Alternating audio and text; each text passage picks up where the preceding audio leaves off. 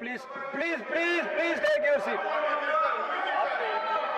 Bhaiya, please take your seat.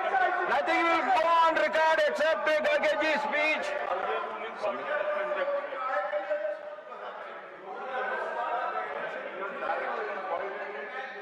Don't get agitated. Let us hear the points of the speakers. Please listen.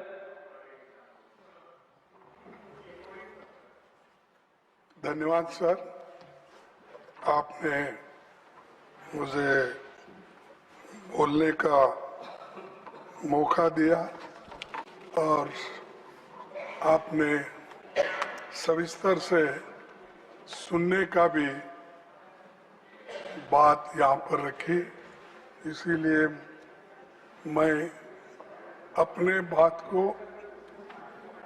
ठीक ढंग से रखूंगा और मैं यही चाहता हूँ कि सरकार के लोग ठीक से सुने और इसका उत्तर वो ठीक से दे, यही मेरी अपेक्षा है और आप मुझे डेफिनेटली सपोर्ट करेंगे, ये मेरी आशा है।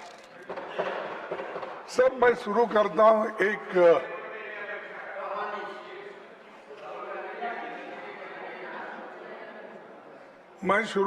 हूँ पेपर चुराने वाले बचते रहे, पेपर चुराने वाले बचते रहे, मेहनत करने वाले पीटते रहे, ये कैसा न्याय, ये कैसी रीत, गुनाहगार हंसते रहे, मासूम सिसकते रहे।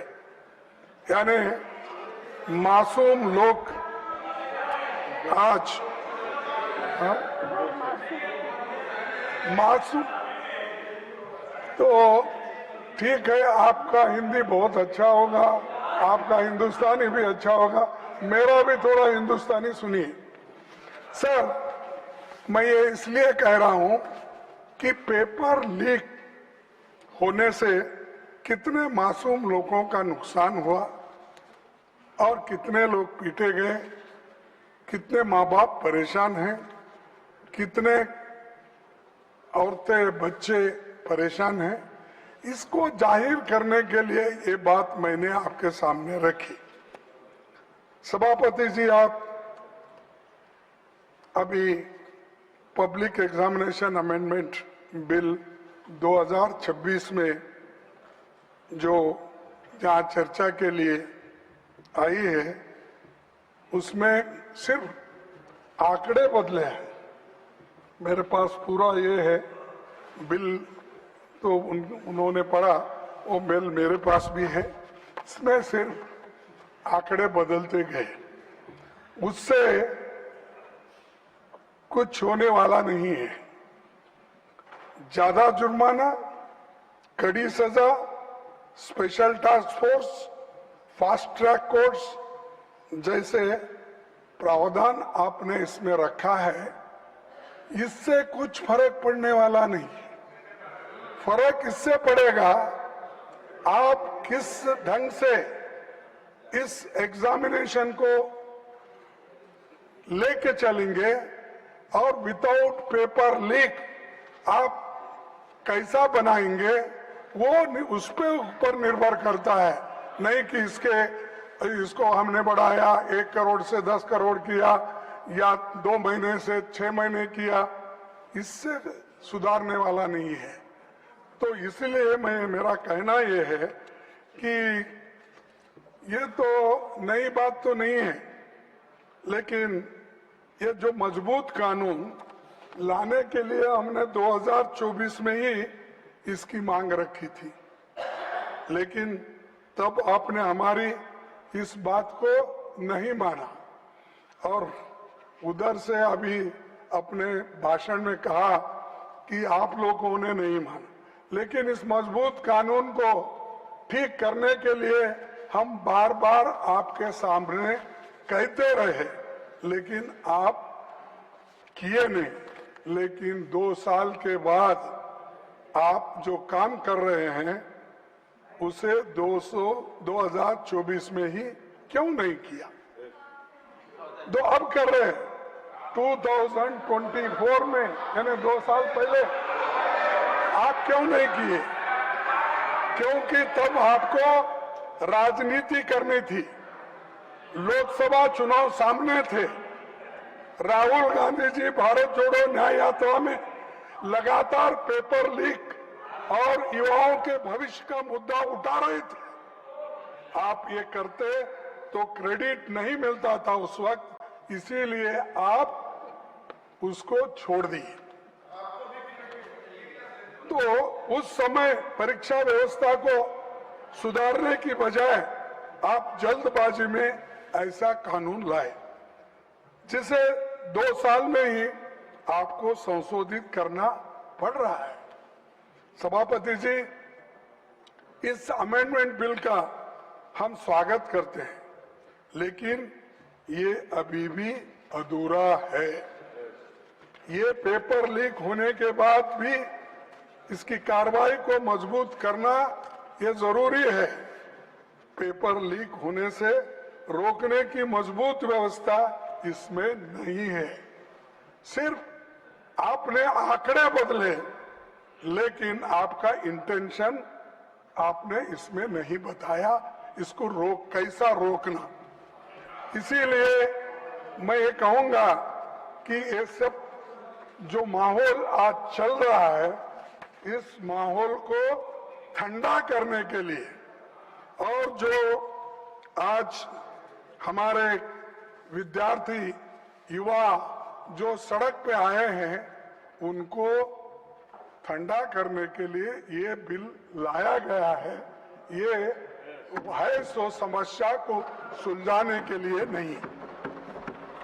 सभापति जी, पिछले 2 महीने की घटनाओं ने देश को झकझोर दिया है।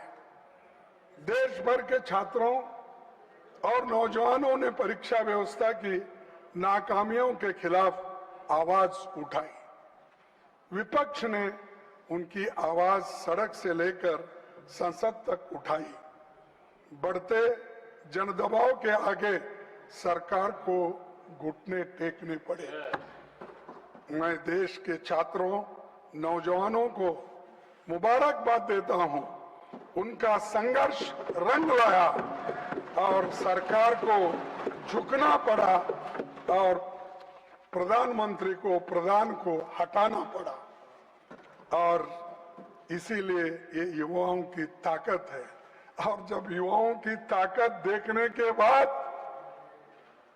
हमारे सरकार को भी ये मालूम हुआ, अरे इससे ज्यादा अगर हम कुछ खींचतान करेंगे तो धागा टूट जाएगा और हमारी कुर्सी चले जाएगी। इसीलिए डर के आखिरी में उन्होंने युवाओं का जो डिमांड था उसको माना, लेकिन उसमें यह है, उसके पीछे है कि उनकी कुर्सी बचाने के लिए भी ये काम उन्होंने किया,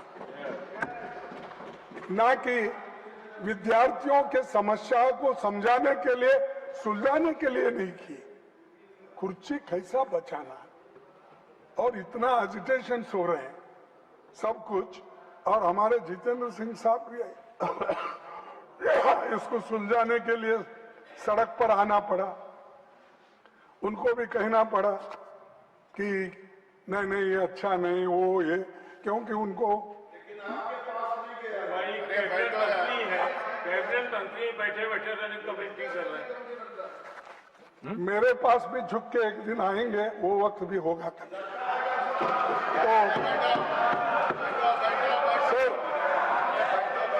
प्रधानमंत्री ji, Giriraj ji please, Giriraj ji please. Sir, तो वो समझाने की भी कोशिश करे, आए सब बोले, लेकिन डर इसका था उनको। वो जो सत्याग्रह या वो जो एजिटेशन था राहुल जी ने उस दिन किया, वो एकदम डर गए और डर के बोले कि ये ठीक, इसको आगे बढ़ाना ठीक नहीं है। तब उन्होंने ये तय किया कि प्रधान को हटाया जाए, शिक्षा मंत्री को हटाया। तब ये एक उनका अंदरूनी विचार है। और आप किसी से भी पूछिए, वो दिल में उनके है लेकिन बाहर नहीं बोलते, क्योंकि मोदी जी अपने कुर्सी के लिए ये सब कुछ किए। ये कदम तभी उठाया जब छात्र पेपर लीक, परीक्षा की गड़बड़ियों और संस्थागत नाकामियों की बात कर रहे थे, तब सरकार ने उनकी बात सुनने की बजाय उनको अराजक कहा और हर सवाल को राजनीति से जुड़ा बताकर खारिज कर दिया था।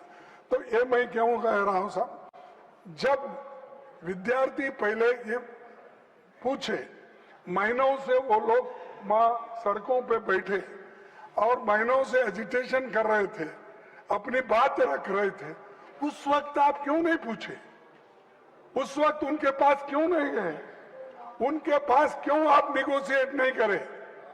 बाद में बुला के नड्डा साहब अपने चेंबर में बुला के समझाने के बजाय जिस दिन वो वहां बैठे थे उसके 2 दिन बाद या 3 दिन बाद अगर आप जाते तो ये समस्या नहीं होती, इतने लोग लाठी नहीं खाते थे, इतने लोग बर्बाद नहीं होते थे, इतने लोग बारिश में नहीं रहते थे। तो ये आपकी वजह से, आपके सरकार की वजह से ये सब भुगतना पड़ा। उसके कारण बीजेपी सरकार है, मोदी जी है, सबसे बड़े हमारे होम मिनिस्टर है अमित शाह साहब, जो दिख रहे ही नहीं। मैं देख रहा हूं, नहीं तो बाकी के छोटे छोटे इश्यू में आके बार बार अपनी बात रखते हैं, हर तरफ घूमते हैं। तो किस तरफ क्यों नहीं घूम रहे मुझे मालूम नहीं। डरे हुए हाँ? डरे हुए तो ये प्रधानमंत्री भी मुंह नहीं खोल रहे और हमारे होम मिनिस्टर भी नहीं हो रहे, क्योंकि यहां पर दिल्ली में ही इतनी गड़बड़ हो रही है और आप होम मिनिस्टर हो, लॉ एंड ऑर्डर देखते हो, इतना होने के बावजूद भी, गड़बड़ी होने के बाद आपका मुंह भी नहीं खुल रहा। क्या कोई स्टिच कर दिया क्या? मुंह को बंद कर दिया? बोलना चाहिए था खुलकर। देश का नुकसान होने के बजाय देश के भलाई के लिए आपको बोलना पड़ता है, मुंह खोलना पड़ता है, कभी इंसल्ट भी सहन करना पड़ता है। आप करना पड़ता नहीं, मैं नहीं आऊंगा, मैं नहीं बोलूंगा। अगर आप ऐसा बोलेंगे तो जो सबक स्टूडेंट्स ने तुमको सिखाया है उससे डबल सारे विद्यार्थी और युवक मिलके एक दिन फिर आपको वो सबक सिखाएंगे। सर, 20 जुलाई 2026 को हजारों छात्र शांतिपूर्वक संसद की ओर मार्च कर रहे थे। वे संवाद चाहते थे, लेकिन उन्हें मिला लाठीचार्ज, आंसू gas, water cannons, pellet gun, current वाले बैरिकेड, मेट्रो लाठी में कीले रखकर और रेलवे स्टेशन भी बंद करे और मेट्रोस बंद करे और इंटरनेट बंद करे। ये सब ठप हो गया। ये सब आपने किया और इससे विद्यार्थी उचक गए, नागरिक भी बहुत इसमें गुस्से में रहे। तो इसीलिए उनको ये एजिटेशन करना पड़ा, लेकिन आप संभाल नहीं सके, शांति से उनसे बात नहीं कर सके। 100 से अधिक छात्र इस एजिटेशन में जो थे वो घायल हो गए और आईसीयू में वेंटिलेटर राम मनोहर लोहिया हॉस्पिटल में पड़े बहुत से, और कई बच्चों को आंखों में वो प्लेट के छर्रे लगे, आंख पे लगे, पीछे लगे। आप सब देखे हैं, सब टीवी में आप बहुत देखते रहते हैं, आप देखे हैं। लेकिन ये देखकर हमको तो शर्म आई, उनको शर्म आया क्या नहीं मुझे मालूम नहीं। जो मुझे शर्म आया, अरे मेरे विद्यार्थी जो गांव-गांव से आए, स्टेट से आए, उन बच्चों को पैलेट्स का यूज करके उनको मार रहे हैं और हॉस्पिटल में गिरे हैं। किसका आंख गया, किसका कान गया, किसका हाथ गया, किसका पैर टूटा। इसका जिम्मेदार कौन है? इसका जिम्मेदार आप है, होम मिनिस्टर है। आप बंद कमरे में रह के आप सुन रहे होंगे मेरी बात, लेकिन आप बंद कमरे में रह के बहुत दिन छुप नहीं सकते। एक दिन हम बाहर खींच के लाएंगे और जनता के सामने हम दिखाएंगे इनके देश में क्या है।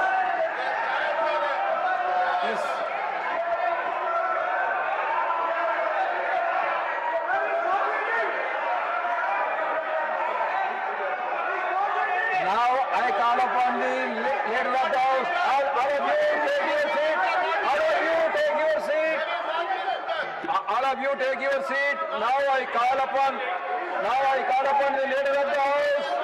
सभापति जी, एक मिनट, सभापति जी, एक minute. When he speaks, no.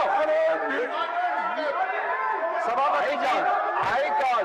When he is speaking, if he wants, I will call him. When the leader of the house is speaking, if the leader of the opposition wants to intervene, I will call the leader of the opposition. सभापति जी, Please give. Yes. सभापति जी, leader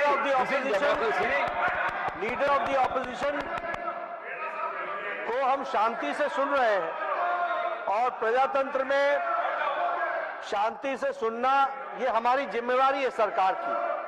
लेकिन मेरा निवेदन है leader of opposition से कि वह तर्क के साथ भावावेश में ना आए और भावावेश में ऐसे शब्दों का प्रयोग न करें जो असंसदीय है। अभी जो उन्होंने एक वाक्य यूज किया वह असंसदीय है, उसे कार्रवाई से निकालना चाहिए और आगे भी आप भावनाओं में ना आए। वो मैं नहीं बोल सकता, वो मैं नहीं बोल सकता। Any unparliamentary by either side that will be expunged. No, don't insist on it. Please try to be within the framework so that the smooth, wonderful debate should take place. Sir, मैं कभी unparliamentary word इस्तेमाल नहीं किया। मैंने यही कहा, हम बोले तो जनशक्ति, जनन, लोग, विद्यार्थी, महिला, ये लोग। मैं नहीं ऐसा जाके मैं खींच लेके आता हूँ नड्डा साहब को, होम मिनिस्टर को, ये नहीं बोला। मेरा कहना ये है कि ये जनशक्ति आपको खींच के लाएगी। कम से कम आके सदन में बैठो, बोलो, सुनो, रिप्लाई दो। अब हमेशा हर चीज का हमारे पास हमदर्द बोल के कोई औषध था, तेज नहीं, जिंदा तिलिस्मात।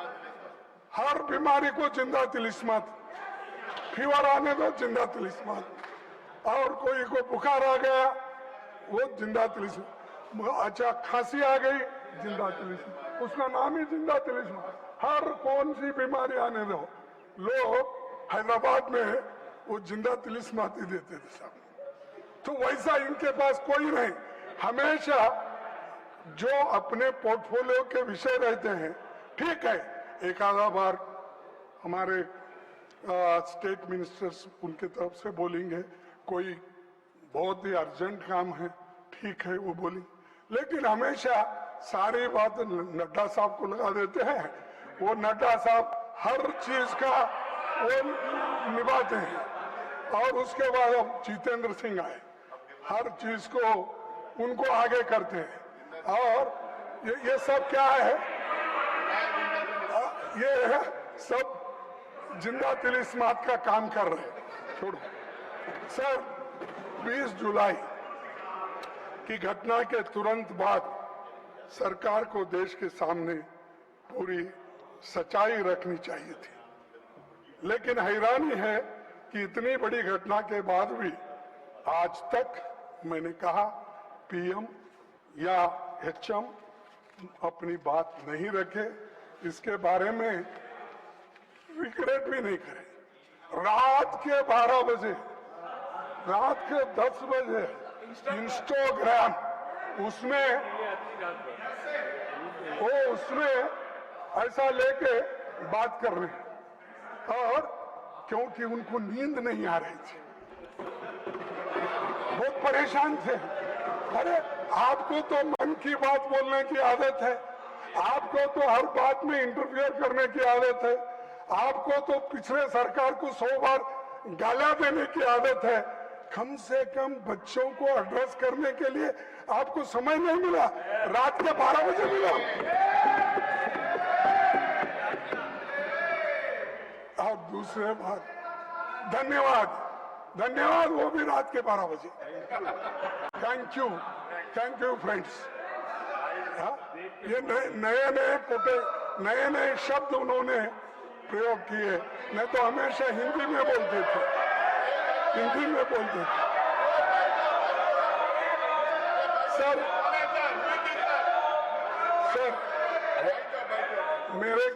सर अरे कोई पार्लियामेंट्री नहीं है मेरा, क्यों दिखा रहे तुम? कुछ नहीं उसमें। सर मैं आपसे पूछना चाहता हूं, आपके माध्यम से उनको पूछना चाहता हूं, लाठी चार्ज कराने के लिए, आंसू गैस करने के लिए, छोड़ने के लिए पैलेट गन के इस्तेमाल का आदेश किसने दिया? कौन लाठी चार्ज का आदेश दिया, आंसू गैस का दिया, और पैलेट गन का इस्तेमाल करने के लिए आदेश कौन दिया? न आप स्टेटमेंट दे सकते थे, लेकिन आप नहीं, क्योंकि आप चाहते हैं, लेकिन बहुत दिन हिफाजत नहीं कर सकते। नहीं होता साहब, अगर आदमी झूठ बोलता है तो एक बार उसका बाहर निकलना पड़ेगा बंटवार। तो इसीलिए आपके लोग आए, सादे कपड़ों में छात्रों को पीटने वाले लोग कौन थे? दिल्ली पुलिस किसके अधीन है? सीआरपीएफ एंड रैपिड फोर्स किसके आदेश पर काम करता है? इस पूरे घटनाक्रम का सर्वोच्च सूत्रधार कौन थे? कौन थे? अच्छा, मुझे मालूम है। देश इन सवालों का जवाब चाहता है। अगर गृह मंत्री इनके जवाब नहीं दे सकते तो उन्हें इस्तीफा देना चाहिए। इन सवालों का जवाब अगर उनके पास नहीं है, अगर वो सफाई नहीं दे सकते यहाँ आकर, वो सदन में आकर ही देना, मैं बाहर पूछ रहा हूँ थोड़ी, तो आना और वो देना चाहिए। और खासकर इस कारणों के लिए, इस वजह से वो जिम्मेदार है, उनको इस्तीफा देना चाहिए और प्रधानमंत्री उनको पूछना चाहिए। लेकिन प्रधानमंत्री की हिम्मत होती है या नहीं मुझे मालूम नहीं, लेकिन ये उसके जिम्मेदार है। जो चीजें मैं आपके सामने रखा, अगर वे इस्तीफा नहीं देते तो प्रधानमंत्री को उन्हें पद से हटाया जाना चाहिए और दूसरे बर्खास्त करना चाहिए। यह सिर्फ दिल्ली का मामला नहीं है, बिहार, उत्तर प्रदेश, आसाम में छात्रों पर हुई बर्बरता पर भी केंद्र सरकार चुप क्यों है? बिहार में, बंगाल में, बिहार में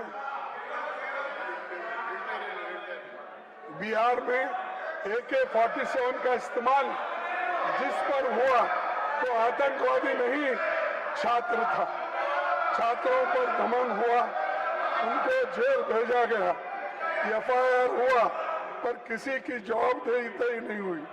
क्या सरकार को बच्चों पर हुई इस बर्बरता को लेकर जरा भी पछतावा नहीं है, जरा भी शर्म नहीं है?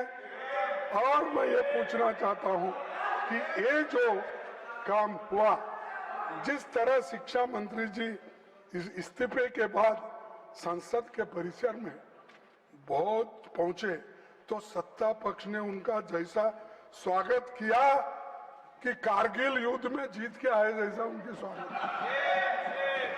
हाँ? और उससे ये संशय संदेश क्या है कि आप नाकामियों का भी उत्सव मनाते हो।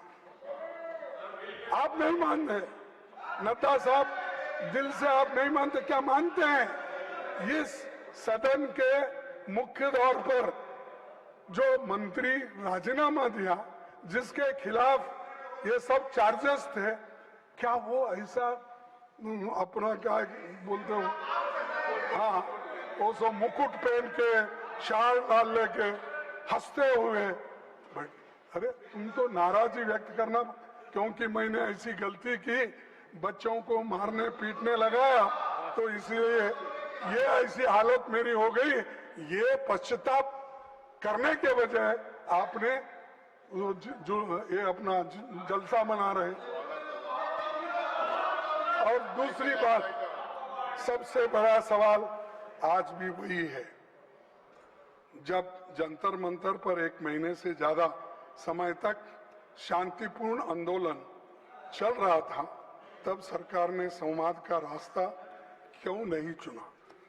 एक मंत्री के इस्तीफे के शिक्षा व्यवस्था नहीं बदल दी, यानी एक मंत्री को इस्तीफा देता है उससे पूरे व्यवस्था, शिक्षा की व्यवस्था बदलती, ऐसा मैं तो नहीं मानता।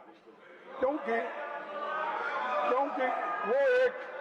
वो एक कारण, लेकिन इसको अगर आपकी सिस्टम वही रहेगी, आपका प्रयास वही रहेगा, तो निश्चित रूप से आप इसको सुधार नहीं सकेंगे। अब मंत्री तो गए, वो बात और है, लेकिन इसको सुधारने की कोशिश आप अभी भी नहीं कर रहे।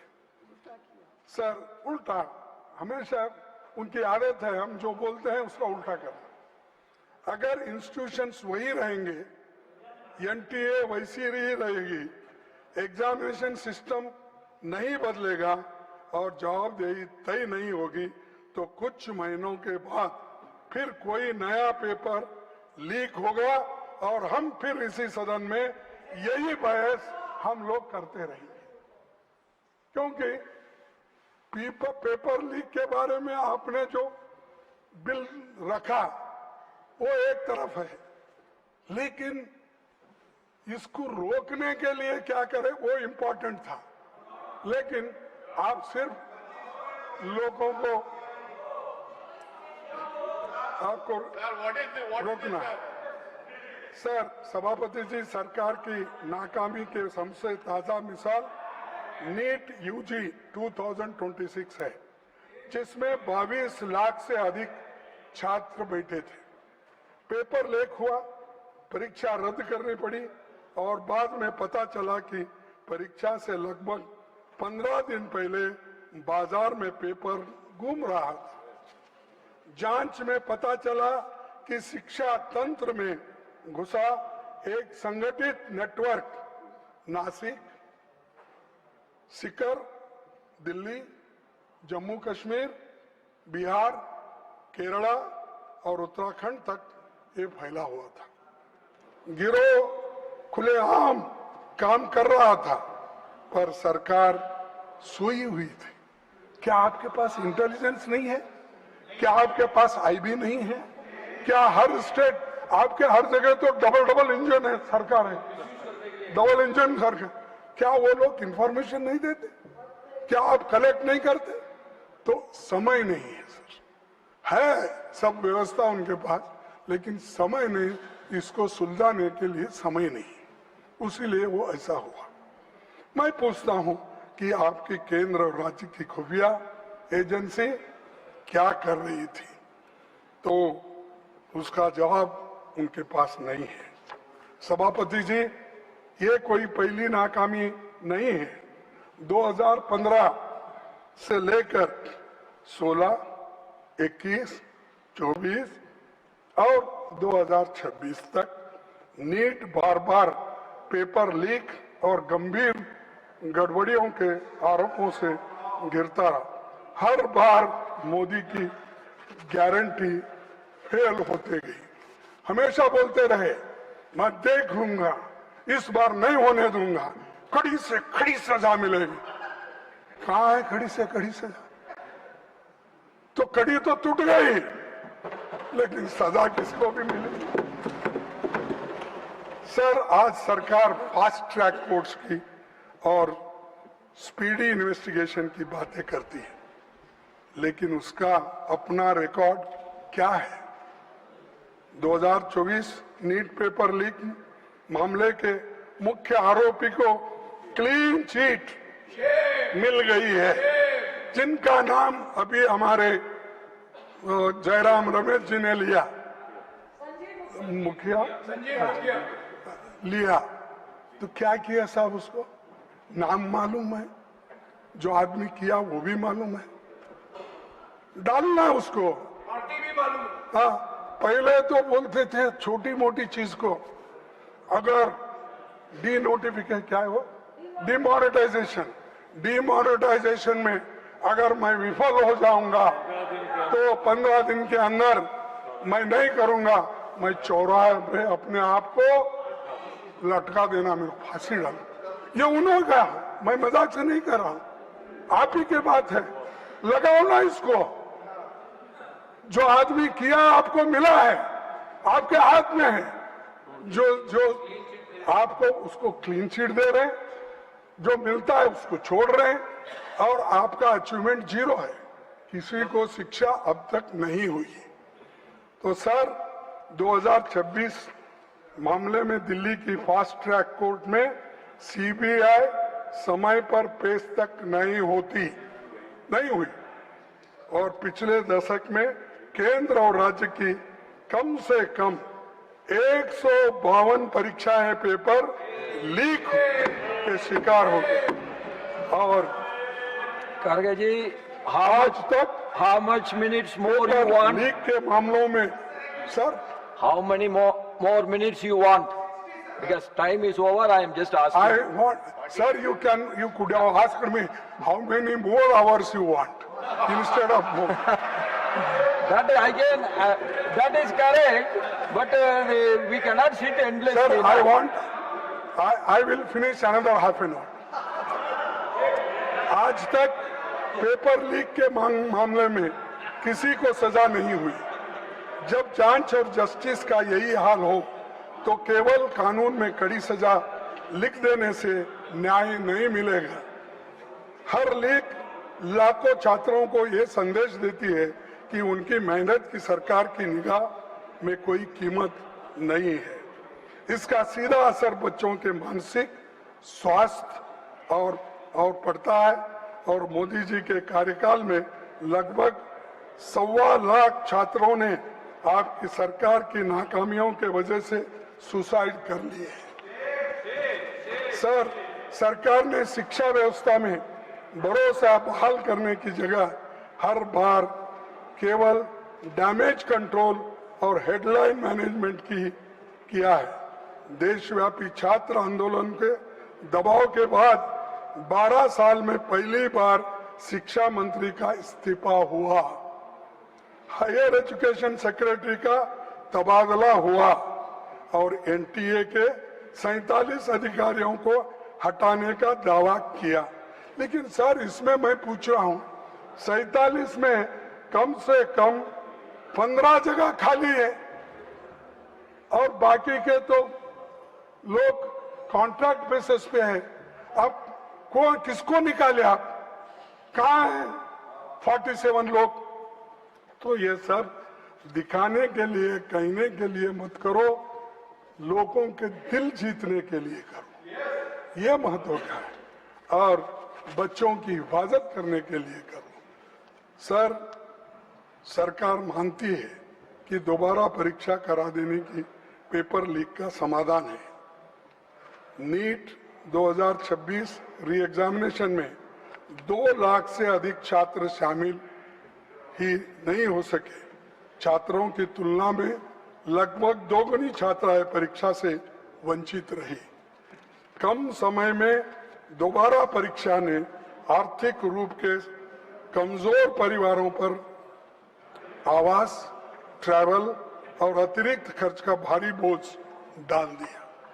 सर, करोड़ों छात्र अनिश्चितता में जी रहे हैं, परीक्षाएं टलती है, पेपर लीक होते हैं, नतीजे देर से आते हैं और भर्तियों का वर्ष तक अटकी रहते हैं। नतीजा ये होता है कि युवाओं का करियर रुक जाता है। कई उम्मीदवारों की उम्र सीमा निकल जाती है। इसीलिए हमारी मांग है कि सभी परीक्षाओं के लिए एक कानूनी रूप से टाइम बॉन्ड एनुअल कैलेंडर बनाया जाए, ताकि सरकार भी समय सीमा के प्रति जवाबदेह हो और छात्रों का भविष्य अनिश्चितता से, भरोसे से न रहे। सर, मैं और एक चीज आपके सामने रखना चाहता हूं, वो है इसके बारे में कि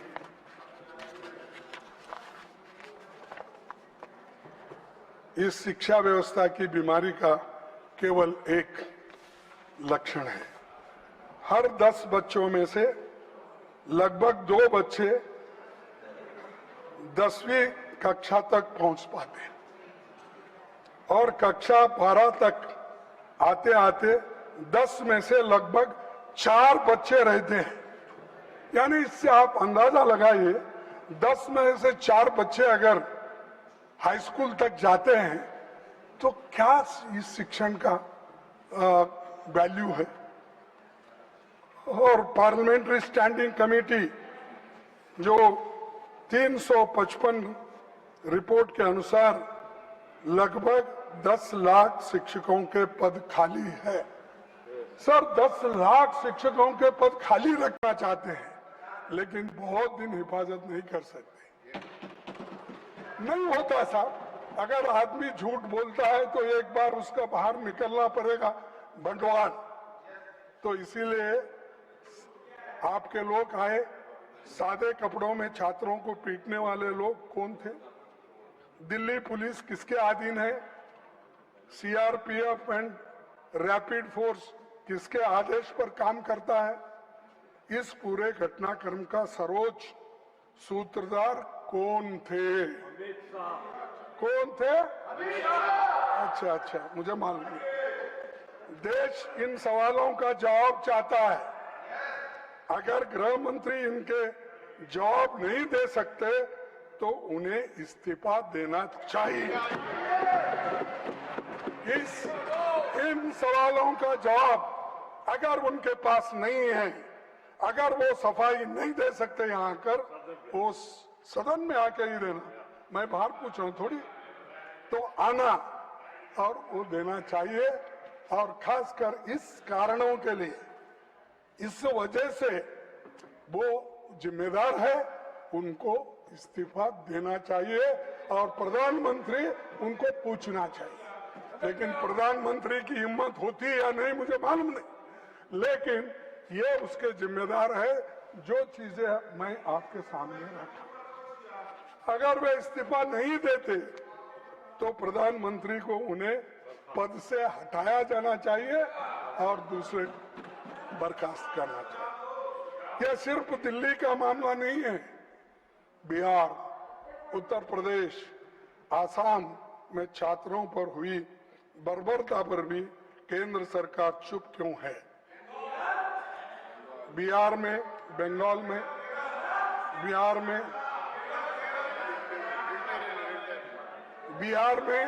AK-47 का इस्तेमाल जिस पर हुआ तो आतंकवादी नहीं, छात्र था। छात्रों पर दमन हुआ, उनको जेल भेजा गया, FIR हुआ, पर किसी की जवाबदेही तय नहीं हुई। क्या सरकार को बच्चों पर हुई इस बर्बरता को लेकर जरा भी पछतावा नहीं है, जरा भी शर्म नहीं है? और मैं ये पूछना चाहता हूं कि ये जो काम हुआ, जिस तरह शिक्षा मंत्री जी इस्तीफे के बाद संसद के परिसर में बहुत पहुंचे, तो सत्ता पक्ष ने उनका जैसा स्वागत किया कि कारगिल युद्ध में जीत के आए जैसा उनकी स्वागत हाँ? और उससे ये संशय संदेश क्या है कि आप नाकामियों का भी उत्सव मनाते हो। आप नहीं मानते, नड्डा साहब दिल से आप नहीं मानते, क्या मानते हैं? इस सदन के मुख्य तौर पर जो मंत्री राजीनामा दिया, जिसके खिलाफ ये सब चार्जेस थे, क्या वो ऐसा अपना क्या बोलते हो, हाँ, वो सब मुकुट पहन के शाल डाल लेके हंसते हुए, अरे तुम तो नाराजगी व्यक्त करना क्योंकि मैंने ऐसी गलती की, बच्चों को मारने पीटने लगा, तो इसलिए ये ऐसी हालत मेरी हो गई। ये पश्चाताप करने के बजाय आपने जो ये अपना जलसा मना रहे। और दूसरी बात, सबसे बड़ा सवाल आज भी वही है, जब जंतर मंतर पर 1 महीने से ज्यादा समय तक शांतिपूर्ण आंदोलन चल रहा था, तब सरकार ने संवाद का रास्ता क्यों नहीं चुना? एक मंत्री के इस्तीफे के शिक्षा व्यवस्था नहीं बदल दी, यानी एक मंत्री को इस्तीफा देता है उससे पूरे व्यवस्था, शिक्षा की व्यवस्था बदलती, ऐसा मैं तो नहीं मानता, क्योंकि वो एक कारण। लेकिन इसको अगर आपकी सिस्टम वही रहेगी, आपका प्रयास वही रहेगा, तो निश्चित रूप से आप इसको सुधार नहीं सकेंगे।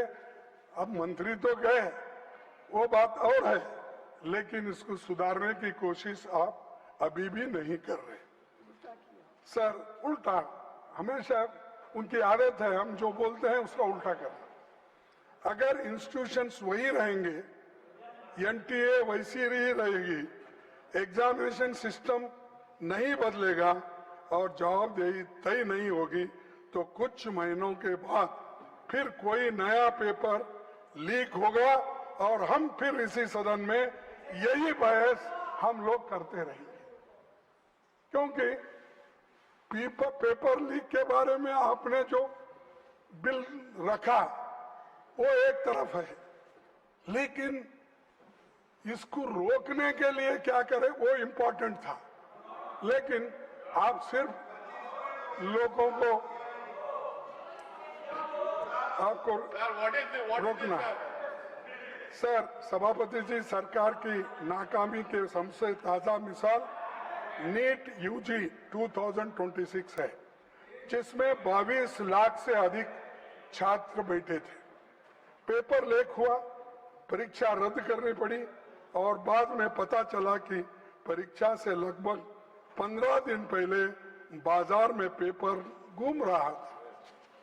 जांच में पता चला कि शिक्षा तंत्र में घुसा एक संगठित नेटवर्क नासिक, सीकर, दिल्ली, जम्मू कश्मीर, बिहार, केरला और उत्तराखंड तक ये फैला हुआ था। गिरोह खुलेआम काम कर रहा था, पर सरकार सोई हुई थी। क्या आपके पास इंटेलिजेंस नहीं है? क्या आपके पास आईबी नहीं है? क्या हर स्टेट, आपके हर जगह तो डबल इंजन है, सरकार है, डबल इंजन सरकार, क्या वो लोग इंफॉर्मेशन नहीं देते? क्या आप कलेक्ट नहीं करते? तो समय नहीं है सर, है सब व्यवस्था उनके पास, लेकिन समय नहीं, इसको सुलझाने के लिए समय नहीं, उसीलिए वो ऐसा हुआ। मैं पूछता हूं कि आपकी केंद्र और राज्य की खुफिया एजेंसी क्या कर रही थी, तो उसका जवाब उनके पास नहीं है। सभापति जी, ये कोई पहली नाकामी नहीं है। 2015 से लेकर 16, 21, 24 और 2026 तक नीट बार बार पेपर लीक और गंभीर गड़बड़ियों के आरोपों से घिरता रहा। हर बार मोदी की गारंटी फेल होते गई। हमेशा बोलते रहे मैं देख लूंगा, इस बार नहीं होने दूंगा, कड़ी से कड़ी सजा मिलेगी। कहां है कड़ी से कड़ी सजा? तो कड़ी तो टूट गई, लेकिन सजा किसको भी मिलेगी? सर, आज सरकार फास्ट ट्रैक कोर्ट्स की और स्पीडी इन्वेस्टिगेशन की बातें करती है, लेकिन उसका अपना रिकॉर्ड क्या है?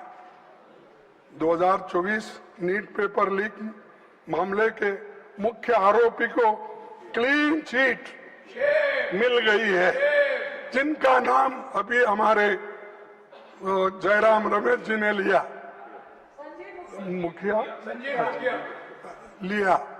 तो क्या किया साहब? उसको नाम मालूम है, जो आदमी किया वो भी मालूम है, डालना उसको। पार्टी भी मालूम है। हाँ, पहले तो बोलते थे छोटी मोटी चीज को अगर डी नोटिफिकेशन, क्या है वो,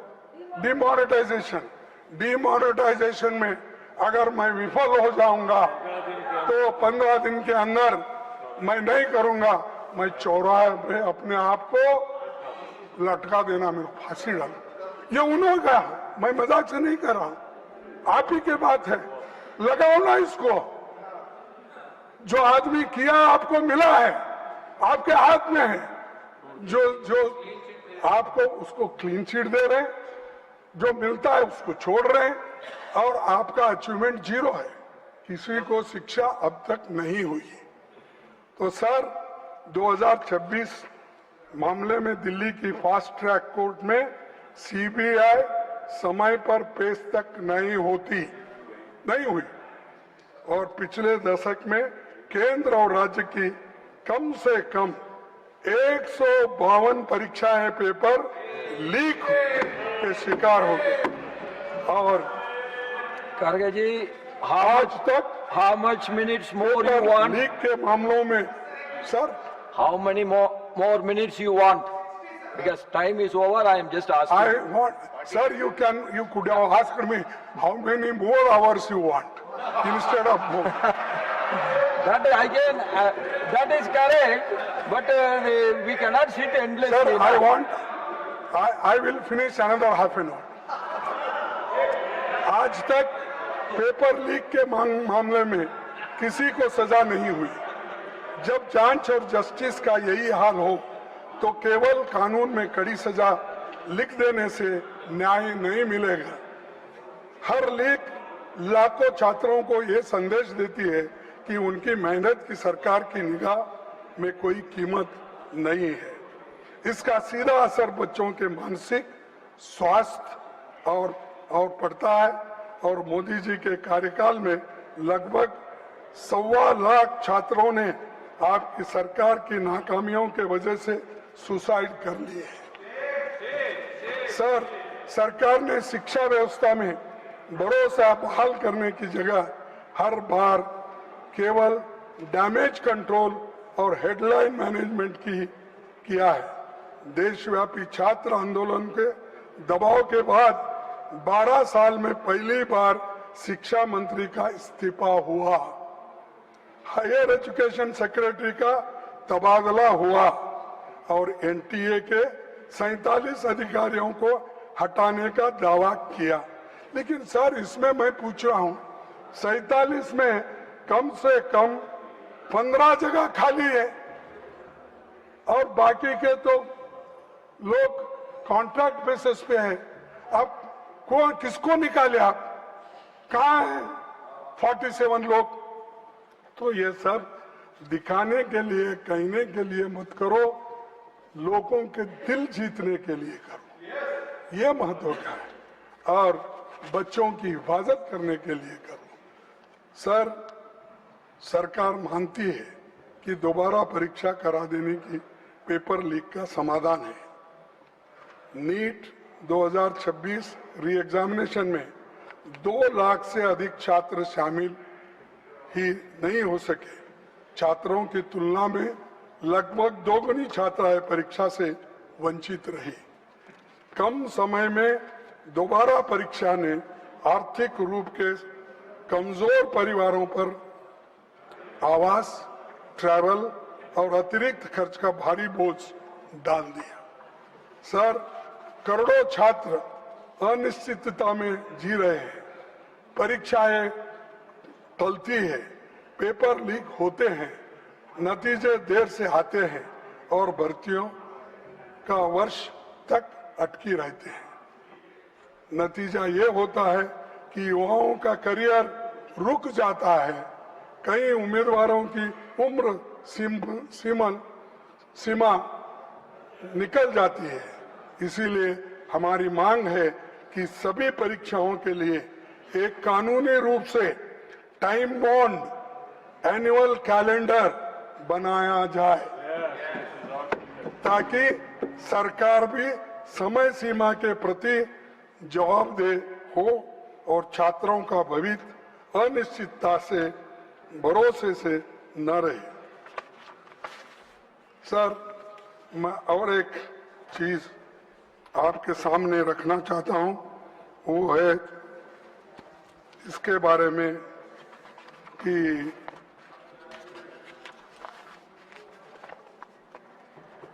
इस शिक्षा व्यवस्था की बीमारी का केवल एक लक्षण है। हर 10 बच्चों में से लगभग 2 बच्चे 10वीं कक्षा तक पहुंच पाते हैं और कक्षा 12 तक आते आते 10 में से लगभग 4 बच्चे रहते हैं। यानी इससे आप अंदाजा लगाइए, 10 में से 4 बच्चे अगर हाई स्कूल तक जाते हैं तो क्या इस शिक्षण का वैल्यू है।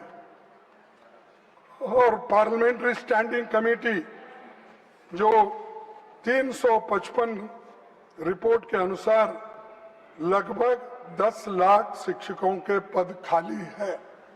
सर, 10 लाख शिक्षकों के पद खाली रख के आप अच्छी शिक्षा देना चाहते हो और आप अपना कल्चर बदलना चाहते हो और आप अपना देश का भविष्य विकास बनेगा। कहाँ है विकास तुम्हारा? अरे स्कूल में बच्चे की भर्ती नहीं हो रही, टीचर्स की भर्ती नहीं हो रही, तो आप इसके ऊपर सोचे कभी? 10 लाख खाली होने तक बैठे। और दूसरी चीज, जब कक्षाओं में शिक्षक ही नहीं होंगे तो कोई भी शिक्षा नीति सफल नहीं होती। आप विकसित भारत की बात करते हैं, पर 10 लाख खाली पदों को भरने के लिए कदम नहीं उठाते। सर, चुनौती हमारे शैक्षणिक संस्थानों की ऑटोनॉमी और एकेडमिक फ्रीडम का लगातार कमजोर होते जा रहे हैं। विश्वविद्यालय सिर्फ डिग्री देने की जगह नहीं होती, वे नए विचारों, साइंटिफिक टेम्पर, शोध, स्वास्थ्य, बहस के केंद्र होते हैं। तो वे संकीर्ण सोच, अंधश्रद्धा या किसी एक विचारधारा को थोपने की जगह नहीं होती। लेकिन मोदी साहब आज आरएसएस के लोगों को में उसको भर्ती करके वाइस चांसलर आरएसएस पूछ के करते हैं। प्रोफेसर की भर्ती आरएसएस के लोग होना, अरे उसको पढ़ना आता है क्या नहीं, या वो एक्सपर्ट है क्या नहीं। दूसरे कौम के कोई लड़के नहीं है, कोई प्राध्यापक नहीं है, सिर्फ आरएसएस अटैच्ड लोग विश्वविद्यालय में भर्ती होते हैं। और वाइस चांसलर्स हर यूनिवर्सिटी में वो आरएसएस के लोगों को ही भरते हैं। और इससे क्या हो रहा है, अच्छी सरकार की अच्छी नहीं बन रही है। करीब कोटारी कमीशन ने ये कहा कि जीडीपी का 6% एजुकेशन पे खर्च करना चाहिए, लेकिन आज हम 3% खर्च करते हैं। इस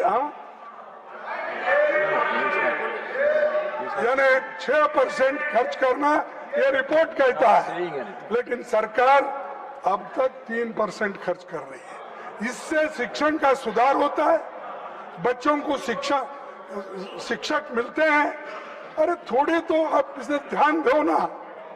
और दूसरी चीज इसी का नतीजा है कि शिक्षा एक बड़ा कारोबार बन चुका है और प्राइवेट इंस्टीट्यूशंस सब खुल रहे हैं।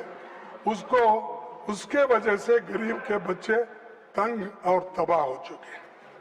आज देश में उच्च शिक्षा संस्थानों की संख्या 70,000 से ज्यादा है, जिसमें करीब 4 करोड़ 50 लाख छात्र दाखिला लेते हैं। लेकिन SC/ST के बीच एनरोलमेंट आज भी राष्ट्रीय औसत से एवरेज से कम है। डिसेबिलिटी वाले छात्रों की मौजूदगी 0.12 है। सभापति जी, ये उस सोच का सिंबल है जो शिक्षा को सबका अधिकार नहीं बल्कि कुछ लोगों का विशेष अधिकार मानती है। सरकार की नीतियां बार बार उस मनुवादी सोच की याद दिलाती है जिसका उल्लेख मनुस्मृति में मिलता है।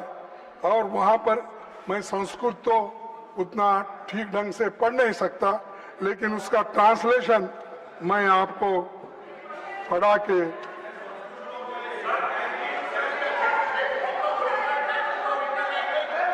Let him speak. Please take your seat. Ramchuji, please take your seat. Let him speak. If any objection is there, then we will look into it. अच्छा, ओरिजिनल टेक्स्ट के लिए लो बुक लो, मैं उसका ट्रांसलेशन करूं। ये पढ़ो इसमें आपको। अरे आपको पवन Kiran ji, you take your seat. ये मनुस्मृति है, पढ़ो इसको, मैं देता हूं मैं आपको। तो इसीलिए पवन Kiran ji, please take. Sir, Your member is shouting. No, When your leader is speaking, why you are shouting? आप इतना मेरे को टाइम दे रहे, धन्यवाद करने के बाद इंटरफियर कर रहे उनको। सर, आप भी सुनने लायक है, आपको भी सुनना जरूरी है, क्योंकि आप I can give you more time also, but you don't like late night speeches. That's why I want to curtail it. Sir 1 minute. Sir, अरे उस विधायक की बात ही कर रहा हूं। हर चीज आपको बताया, नंबर बताया, टीचर्स के नंबर बताया, सिलेबस बताया। और एक बात बता दो, आप शिक्षा में सुधार लाना चाहिए, सबको समान और न्यायपूर्ण शिक्षा देंगे। और आपका ये भी कहना है कि जो विश्वविद्यालय है उसमें अच्छे अच्छे टीचर्स डालना है, अच्छे वाइस चांसलर आना है। लेकिन उसमें ये भी आ रहा है, सिलेबस जो बदल रहे हैं आप, उसमें ये भी आ रहा है। ये क्या है? शूद्र के वेद पाठ सुनने पर शीशे और जस्ते से उनके कान भर दिए जाए। वेद के अक्षर का उच्चारण करने से, सर, वेद के अक्षर का उच्चारण करने पर उसकी जीभ काट ली जाए तथा वेद मंत्र धारण करने पर उसका शरीर काट डालना चाहिए। ये इसमें लिखा हुआ है, इसमें लिखा हुआ है। Mallikarjun Kharge ji, Manusmriti has to do with this bill anything? No, whether this Manusmriti is having anything to do with this bill? The RSS syllabus. This is coming in the university, high school, all that. Sir, please conclude your speech, please. मैं आपसे Please take your seat. I am going to call. ऐसे Please take your seat. Please ऐसे take. विचारों Yes, I understand you. Please take your seat. और वैज्ञानिक Please विचारों take को your seat. हटाया जाए। और Please conclude. सर, मैं आपसे, हाँ, Please conclude your speech, please. Please, you take your seat. I am coming to him. No, I am coming to him. You please take. No. You please take your seat. I am going to call. This is not correct. I am going to call the leader of the house. You please take your seat. I am going to call the leader of the house. You please take your समझ seat. सकते हैं कि I am going to call him. आज के आधुनिक युग में रखने वाले भी हमें दिखते हैं इनके पैरोकार Kharge ji, you please conclude your speech, दुनिया please. क्या सोचती होगी सभापति जी यूपीए सरकार ने I her am going to नागरिक call the को leader of the house. शिक्षा You का please take अधिकार your दिया seat. था। I am going to call him now. आज I am going to call him now. You please take your soon seat. ले रहे हैं Please श्रीमती conclude. सोनिया गांधी जी के Kharge ji, please तो conclude. यूपीए सरकार ने कंपलसरी एजुकेशन के लिए और राइट टू एजुकेशन के लिए Gujarat ji, you are a minister. You please take your seat. I am going to call you. I am going to call the leader of the house. You please take your seat. Kharge ji, please conclude. Please conclude.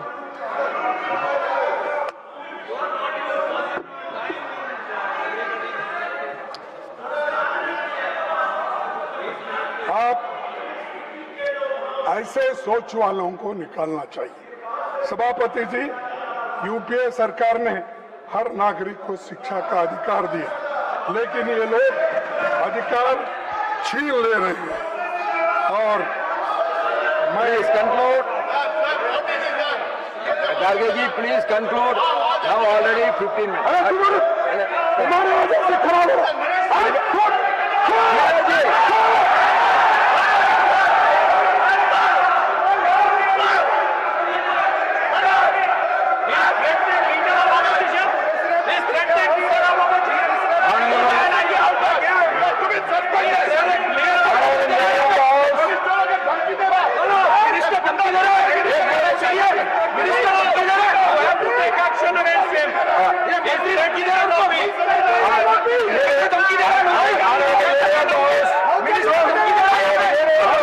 आयोग ने एक ही बात परीक्षा व्यवस्था बच्चों को सीखने के बजाय पास होने All of you take your seat. Leader of the house is getting coaching को बढ़ावा देता है। इसके पास